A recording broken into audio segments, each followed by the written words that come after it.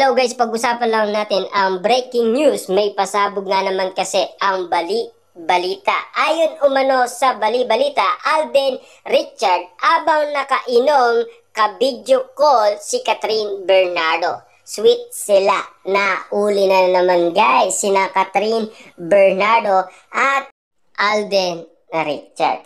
Kita nyo naman, abang nakainom si Alden Richard, kinakantaan niya umano si Catherine Bernardo. Yan kasi ang mga pinag-uusapan ngayon at pinagkakaguluhan at pinagpepestaan ng karamihan. Patuloy lang tayong hahanap ng mga resibo at ebidensyang magtutukoy kina Catherine Bernardo at Alden Richard bakit pinag-uusapan sila at bakit ganito na naman ang pinag-uusapan ngayon kina Catherine Bernardo at Alden Richard. Ibig sabihin, ganito rin ang nangyari noon. Si Catherine Bernardo ay nasa ibang bansa. Si Alden Richard naman ay nasa wedding ni Jose Manalo. Ayon umano sa balita, nagtatanong daw si Alden Richard kay Catherine Bernardo kung ano ang ganap niya. Ibig sabihin, itong mga nangyayari ngayon kina Alden Richard at Catherine Bernardo talagang pinag-uusapan na sila.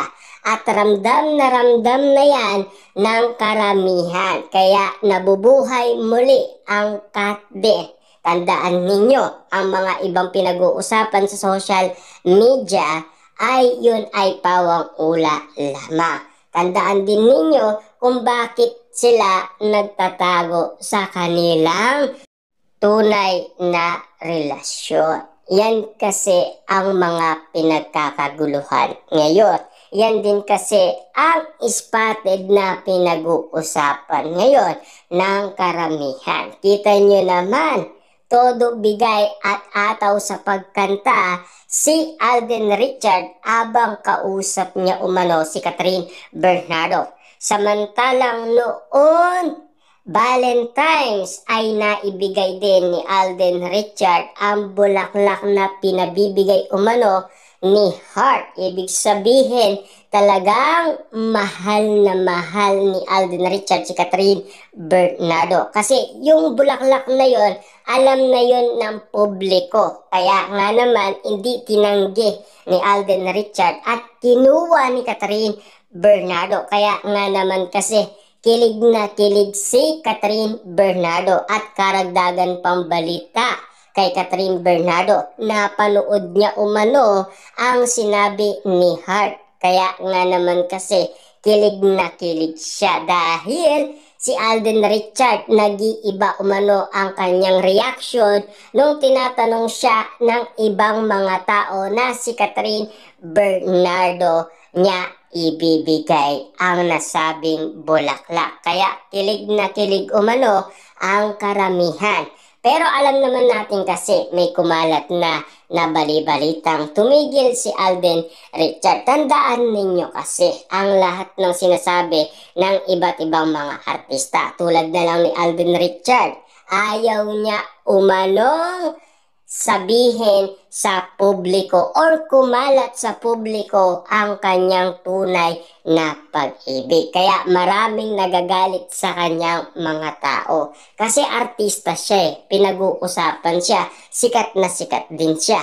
Kaya nga naman eto na ang bawat resulta. Hindi talaga nila kayang takasan ang kanilang nararamdaman dahil ang mga tao ay nakikita yan at napapansin yan.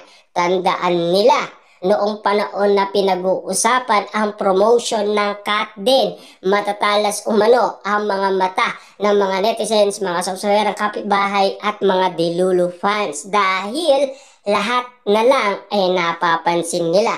Katulad na lang kapag nabubuking sina Catherine Bernardo at Alden Richard, matatalas nga naman kasi sila. Hanggang ngayon naman pinag-uusapan pa rin sila. Kaya naman itong mga sitwasyon na to talagang ibang klase. Kaya ano pa ang iniintay ninyo? Mag-subscribe na kayo kung ganito ang gusto ninyong content. Siyempre, alam ko naman, gustong-gusto ninyong alamin ko ang iba't ibang bali-balita patungkol kay Catherine Bernardo at Alden Richard. Minsan naman, inaalam natin kung ano ang tunay na nangyayari. Siyempre, alam naman natin, nangyari na noon yan.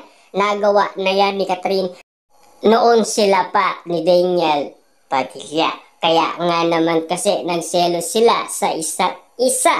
Pero hindi rin natin maitatago na ganyan din ang sitwasyon na ginagawa ni Catherine Bernardo. Kasi sanay na siya eh.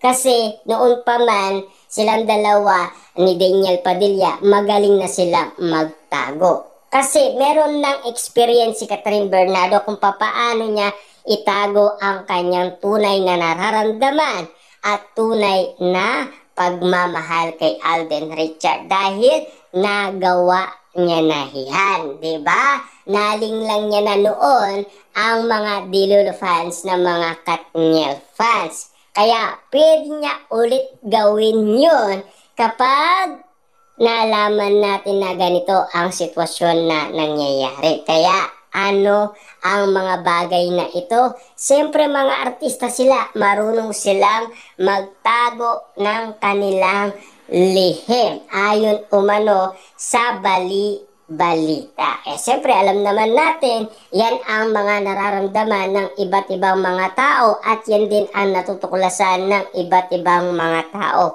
At yan din ang mga pinagkakaguluhan, pinagpipestaan at pinag-uusapan ang patungkol kay Alden Richard at Catherine Bernardo. Siyempre, nakatulong nga naman kasi si Catherine Bernardo kay Alden Richard dahil siya ay dumadaan sa depresyon at pagluluksa dahil sa pagpanaw ng kanyang lolo. At siyempre, lalong lumala ang depresyon ni Alden Richard noong siya ay binatikos ng iba't ibang mga tao dahil sa pagsuko niya kay Catherine Bernardo. Pero sa katunayan niyan, ayon pa kay Alden Richard, mind your own business. Pinapatamaan niya umano ang mga nagmamarites patungkol sa pagsuko ni Alden Richard kay Catherine Bernardo nang dahil sa kanyang panliligaw. Pero inala naman ng karamihan,